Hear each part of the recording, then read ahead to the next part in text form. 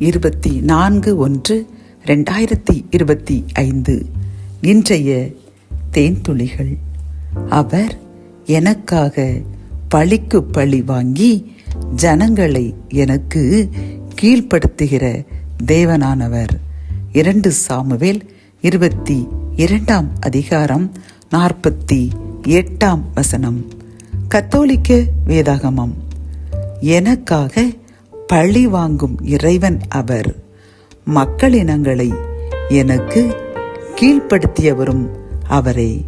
2 Samuel 22:48 கர்த்தர் தாமே இந்த வசனத்தின்படி நமக்காக நம் எதிரிகளிடம் அவர் பழிக்கு பழி வாங்கி அவர்களை நமக்கு கீழ்ப்படுத்தப் போகின்ற கிருபைக்காக கோடி நன்றி கூறுவோம். ஆமேன்.